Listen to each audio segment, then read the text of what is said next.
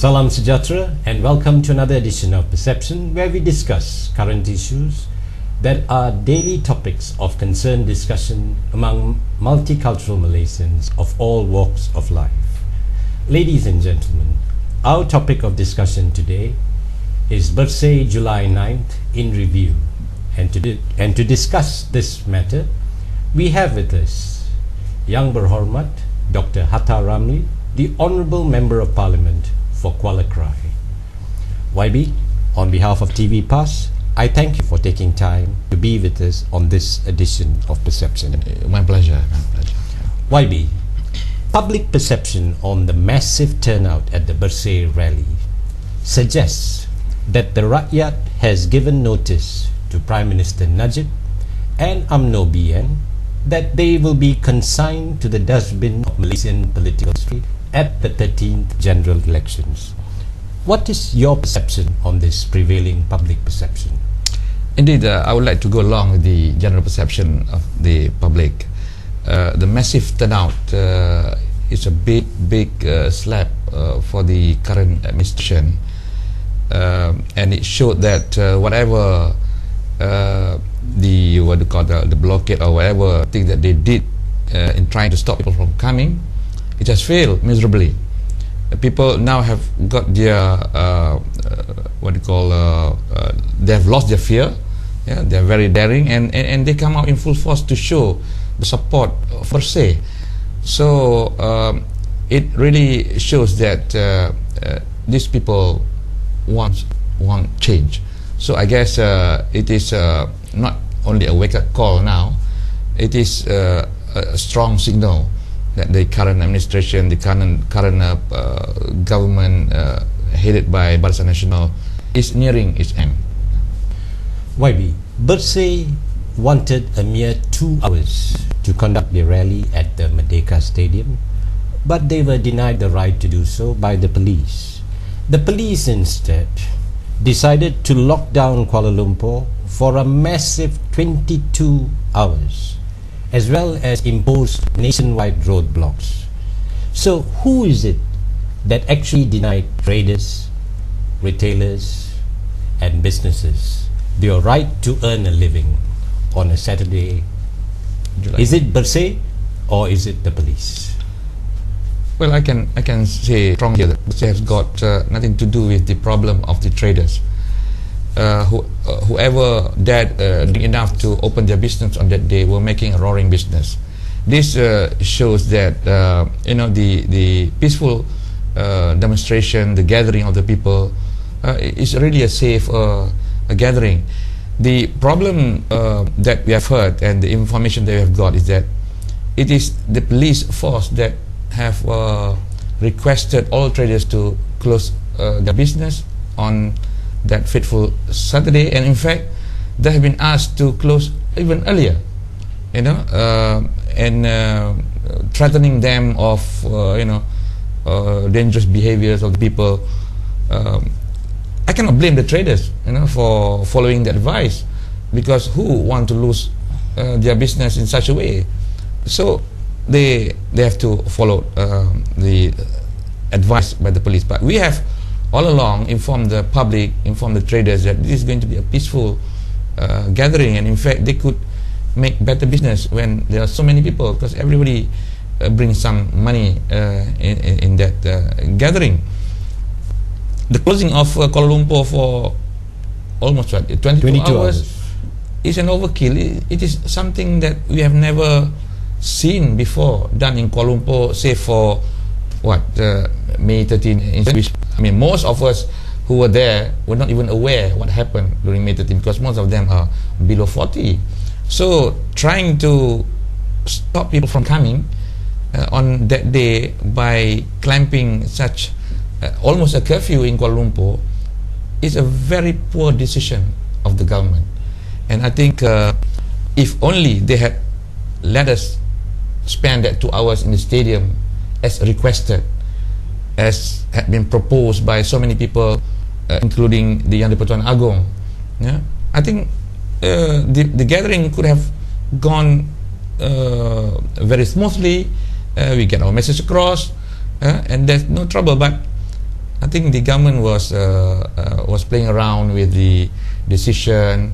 The Prime Minister is suggesting one thing, the Home Minister defied him, and the police did other things, you know. So in the end, the people, I mean, you cannot stop the people from coming. They have already been encouraged, signed up to attend. They will come anyway. But the main thing is that we are surprised, despite all this clampdown, and people managed to make their way to the city center. I think this is purely because of the strong feeling that the people have on this Bersih gathering, and this is a good indication of the general attitude and feeling of the people. They are no more afraid, you know. No amount of threats can stop people from coming. You can see young people, the old, the ladies, you know.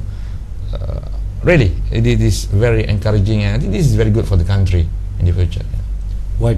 Public perception is that the police force did not conduct themselves as police di Raja Malaysia, but more as police dera rakyat Malaysia, with your unprofessional handling of a peaceful assembly that is enshrined in the Constitution. Is the public's perception of the police exaggerated, or is it justified? I think it is justified from what we have seen on that day, and from the various recording. Nowadays, you cannot stop people from recording. Every other person in the crowd has a camera, so you cannot hide anything. You know, the police might want to say something different. They say that they have video showing peaceful police action, but so many people have got shots of police not doing their professional work. So where do you go? So I think the police has received a very bad reputation, and they have themselves to blame, because I think if they act professionally, they could have watched and look for any kind of provocation. If there are people who went out of the ordinary by trying to make provocative gestures, then act on these people, but not trying to subdue the gathering by throwing in gas canisters, chemical laced water. You know, this will just create havoc. And sure enough, you know, the peaceful gathering broke up a few times because of this attack. You know, and people suffer. One of our people died. A hospital also has been gassed. So this doesn't show real professionalism in the work of the police. They have to learn more, but most importantly, they have to develop that sense that they are working for the people, trying to keep people safe, trying to control the situation, to avoid provocators from coming in. You know, I think this is their job, and not just to simply receive orders from heaven and start attacking the people. So don't blame the people for having this very bad perception. They should revamp, and I think it is not out of the way if people suggest that the top leadership of the police must resign. YB, the Bersih rally claimed the life of one past member who died in support for clean and fair elections. Police claim he died of a heart failure.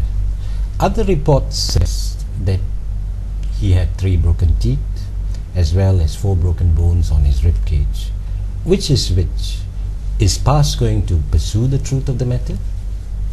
This is one of the saddest part of the whole gathering. You know, it's supposed to be a peaceful gathering. People are supposed to come, have a leisure walk, show their displeasure for what's going on in our election processes. That's all. Yeah? They have a mission. They have a simple, straightforward, and a very real mission to submit memorandum, 8-point memorandum on this election.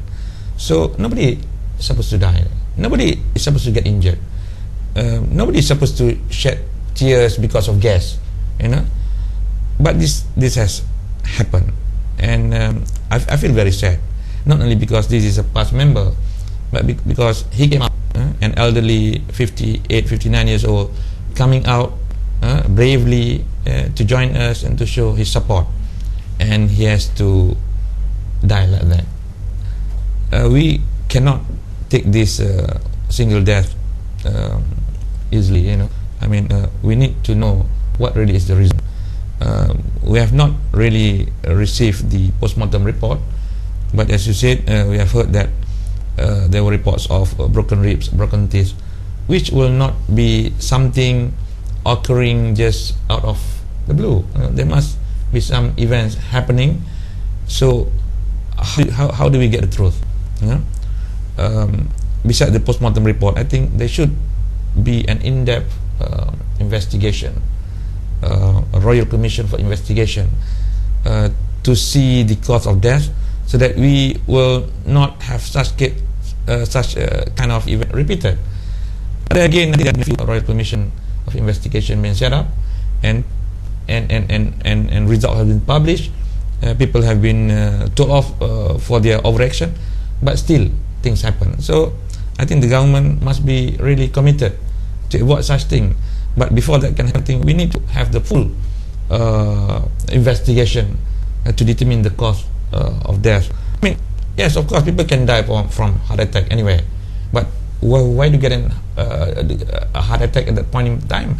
Unless you are very you have been attacked, you have been put under severe pressure or severe trauma, and I think the broken rib might be caused by some trauma attack on the poor man. So I think nothing short of a royal commission of investigation can bring up the truth. I mean, show the truth. Yeah. YB, it is generally perceived that UMNO and the BN are hollow sloganeers of One Malaysia. The Bersih rally was convincing proof that the enigma and true spirit of One Malaysia is a living and dynamic entity among the multicultural Bersih and Pakatan Rakyat supporters, compared to the rowdy boys of UMNO youth and your racist cousins at Perkasa. How do you view it? Yeah, I think the current administration under Najib Tun Razak is very good at sloganeering. They have a lot of big words, and the biggest is One Malaysia, which is supposed to be a right sound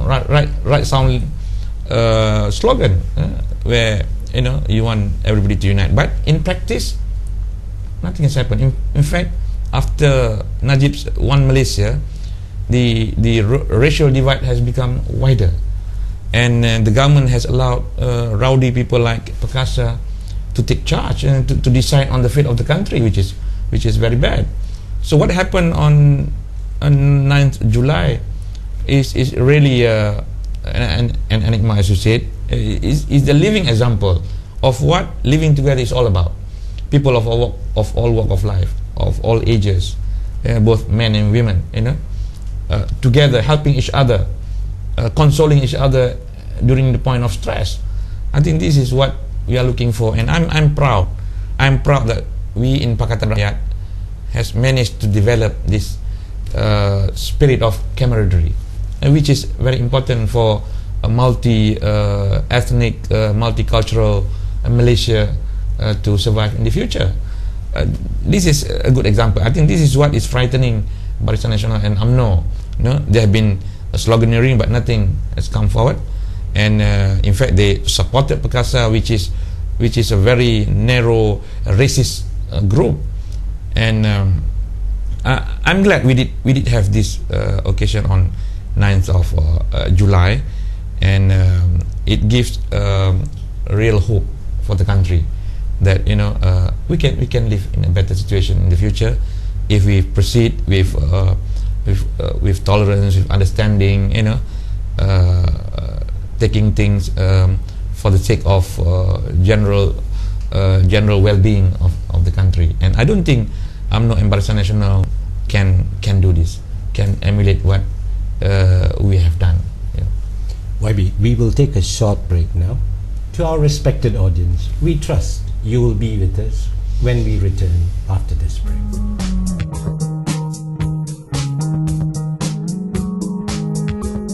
Welcome back to Perception, where we are discussing Bersih July 9th in review with Yang Berhormat Dr. Hatta Ramli, Honourable Member of Parliament for Kuala Krai.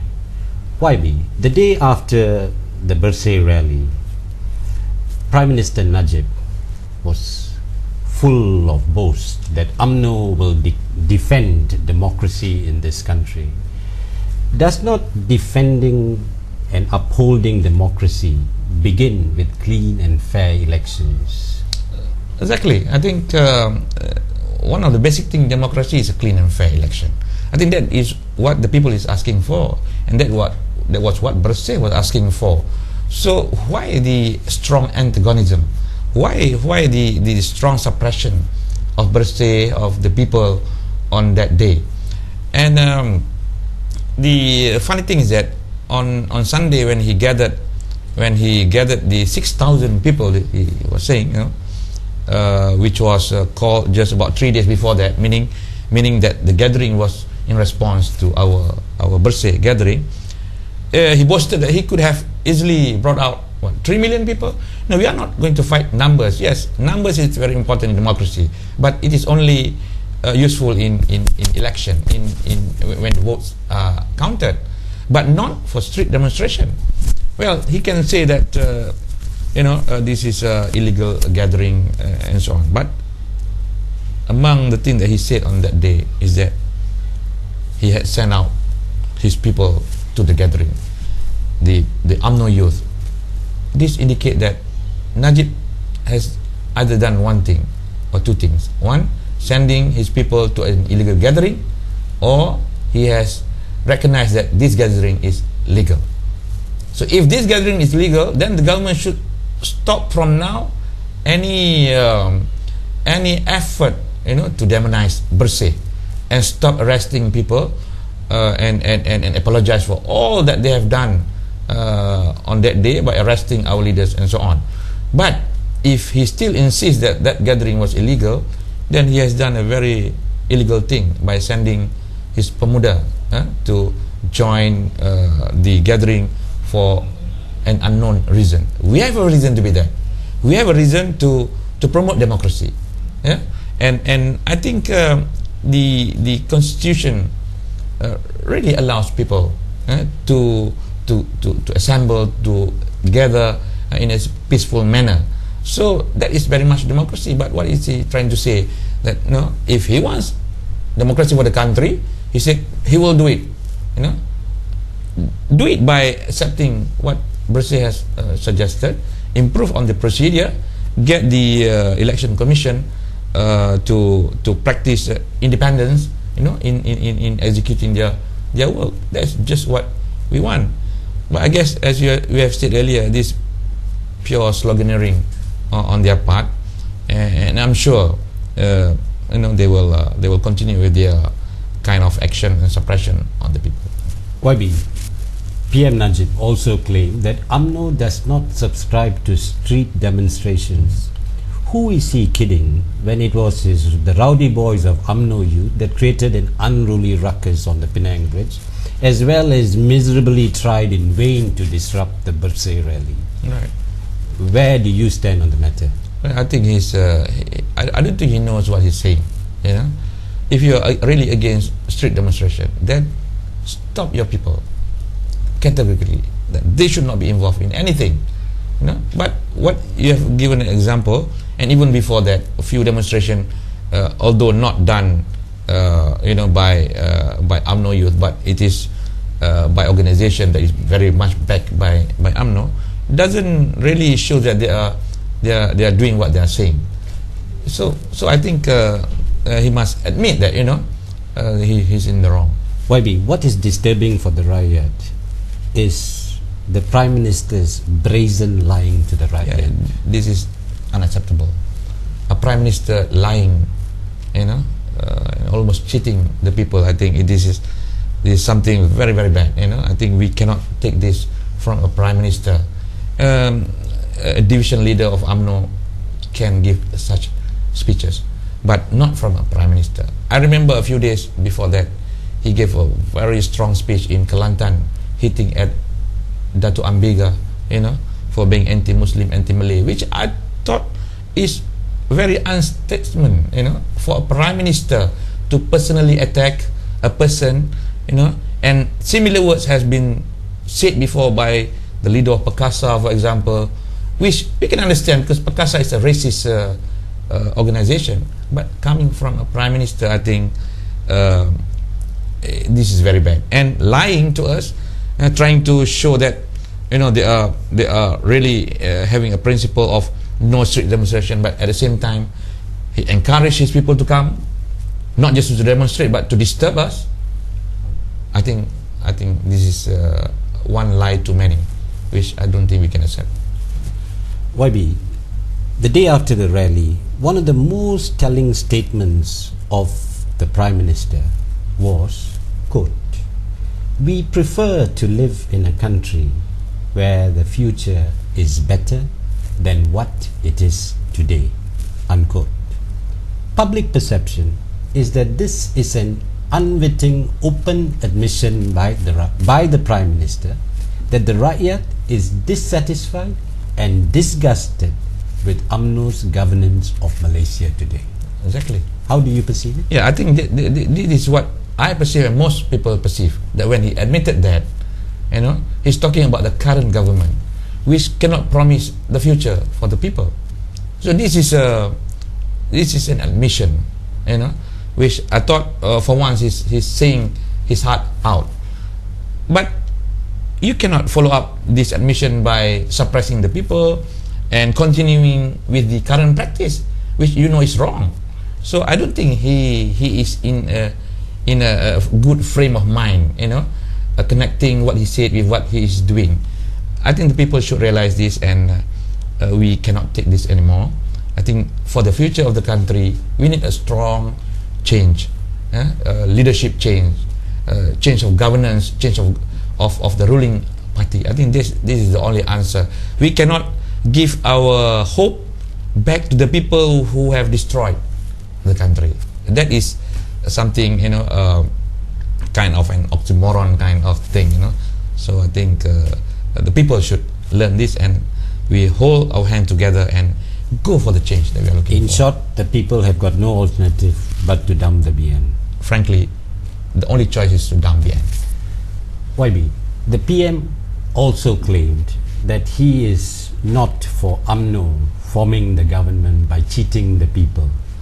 If that being the case, why is he not instructing the Election Commission to clean up the electoral votes filled with phantom voters, abolish the postal votes, and introduce the indelible ink?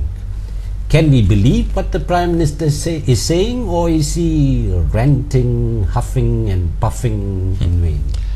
Well, he thinks that he's providing a solution, but he is very much part of the problem. In a few by-elections before, the offer of money for votes is so obvious, Well, he's cheating. He's using his power to cheat the people and win. So whatever government that is formed today is a result of cheating. So what is he saying about? So I don't think he's capable of instructing SPR, for example, the EC, the Election Commission, to change. If he's very much comfortable with the current arrangement, the postal votes, will always be helping the current ruling party, because it is used as a way of confirm votes through fear and intimidation of those involved in postal voting. This is what we want to change. We want the army to vote, we want the police to vote, but vote in a manner similar to other people, where you feel free to vote. Nobody will know that this bag of votes are coming from a certain group of people, knowing very well you are very much inside that group, and you can be victimized if the result is not like what the government wants. So this is what we want them to change, and this is a very straightforward very bona fide kind of request. Why are they so resistant? Just because they want it to remain like that, because that is the worst cheating that can happen. Indelible ink. What is the problem? In fact, they have agreed, but just 3 days before the election, they scrap that thing. Why? Because they know they cannot get their people to cheat if the ink is used. So I don't think they're serious. I don't think Najib is serious about having a free and fair election. So what choice have we got? YB, now that Bersih July 9 rally is over, what needs to be done to ensure the desired electoral reforms are realized? I think the Bersih committee, the independent committee made up of NGOs, they should continue to pressurize the government, although I think it is going to be futile, knowing that the ruling party will not want to do with anything that will result in their defeat in the next election. But I guess Bersih can go to the people, and ask the people to understand the issue and continuously putting on pressure to the government.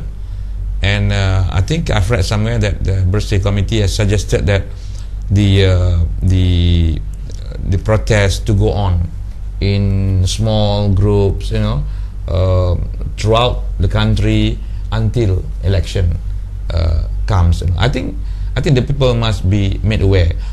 And as far as the Pakatan Rakyat is concerned, I think we'll support the activities of Bersih. We are going to do our part. Of course, the BN will not listen to us because we are their competitor. But I think we have members, we have supporters, which can help to reframe the mindset of the people to accept the Bersih proposal. And of course, Bersih wanted to send in their memorandum to the king, and this has not been done. The Datuk Samad Said was blocked just a few hundred meters from the Istana in a very ungentlemanly manner by the police. This is again something that the police should learn. They are facing an old man who is a national laureate. I don't think he meant any harm, but still they treated him like any other thrash. So I think Bersih should proceed to present their case to the Yang di-Pertuan Agong, and I'm sure Yang di-Pertuan Agong the last 1 week has shown his true leadership, and I guess he is with the people. YB, one final question.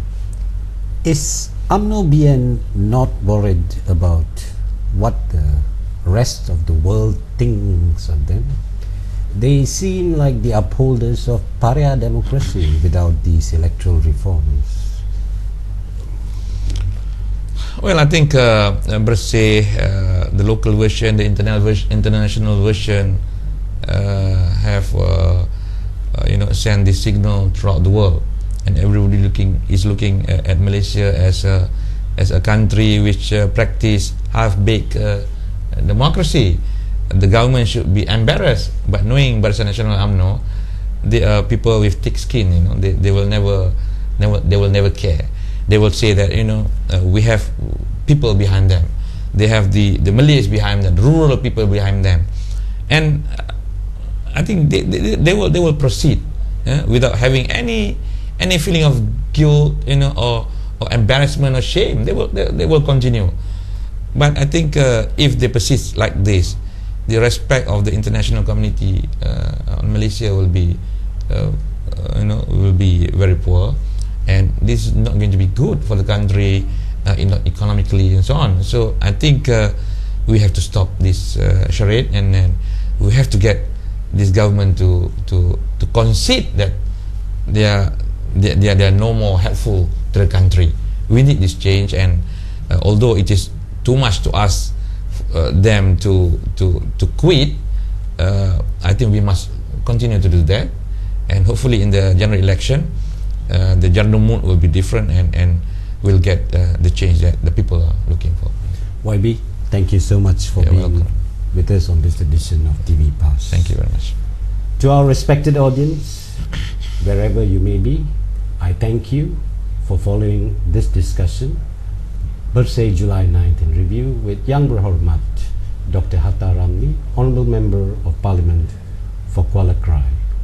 On behalf of the production crew of Perception, until we meet again next week, I wish all Malaysians Hidup Rakyat, Hidup Pakatan Rakyat.